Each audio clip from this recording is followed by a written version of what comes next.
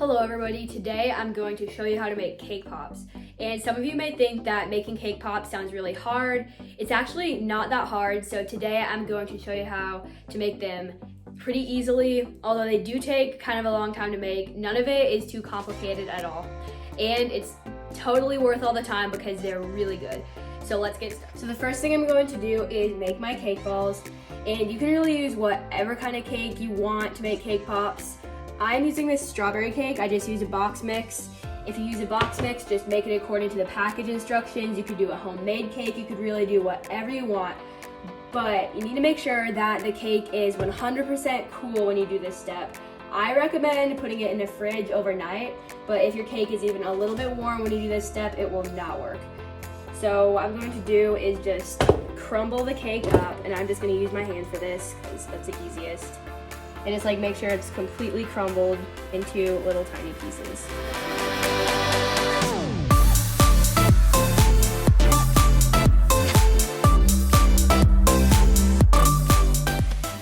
Okay, so I got my cake all crumbled up, and now I'm going to add the frosting.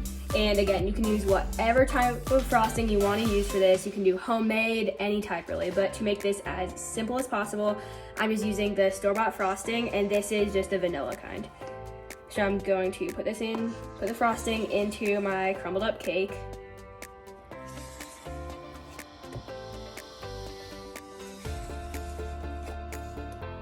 Not wanting to come out of the container.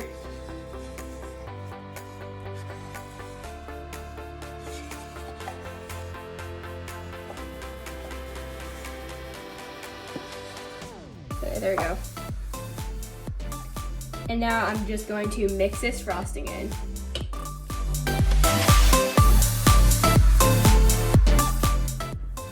Okay, so I got my cake mixed with my frosting, and now I'm going to use a cookie scoop to take some cake mixture and form it into a ball. And then take one of these treat sticks. I got a box of these at Walmart. I'm sure you can find them at other places too, where they work really well for cake pops. And I'm going to dip it into some melted candy melt that I just put in a microwave for about 30 seconds to melt. And then stick it into the cake ball. And then just I'm using this sheet pan lined with parchment paper. And I'm just going to do this for all of them, and I will come back when I'm done.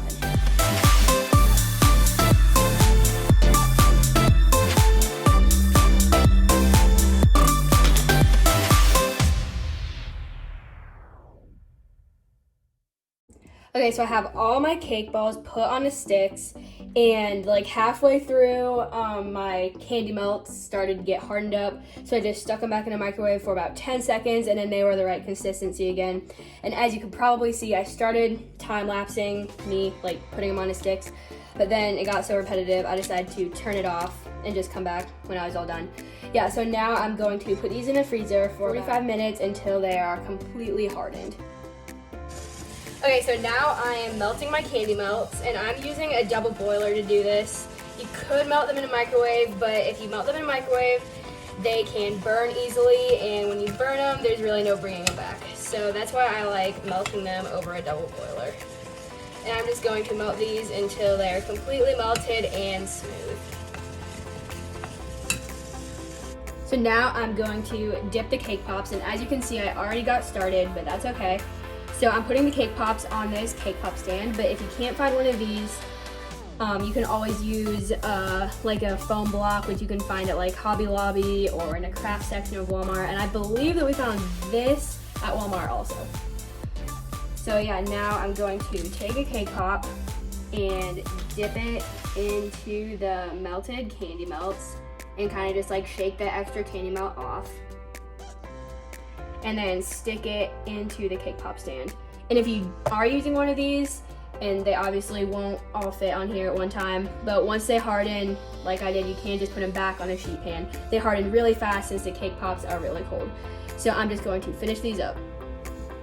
Okay, so I finished dipping all the cake pops. I took them all off the stand and just put them on the sheet pan because I'm going to stick them back in the freezer for about 15 minutes just to make sure all the candy melts are completely hardened. And as you notice, some of them did kind of start to crack, but that just happens. That's just something that sometimes happens when you dip them when they're really cold. It's not a big deal, they'll still taste perfectly fine.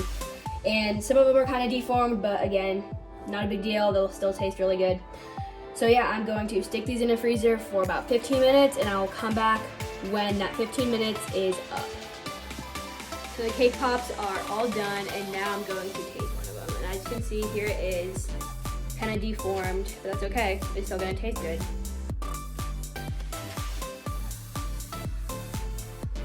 That is really good. Strawberry cake, in my opinion, is really good, but like I said earlier, you can use whatever type of cake you want, whatever type of frosting you want. You can even use like chocolate candy melts, colored candy melts, anything you want. But one thing I forgot to mention earlier is that you want to avoid adding water-based food coloring to candy melts because that will cause it to seize up, and at that point it's unusable. So if you are going to color your own candy melts, you definitely need to use the oil-based food coloring because that works a lot better. But yeah, these are really good. They took a long time to make, but it wasn't complicated at all. And I wanted to show you how to make them as easy as possible. But yeah, I really like these. So if you want to give these a try, I think you'll like them also.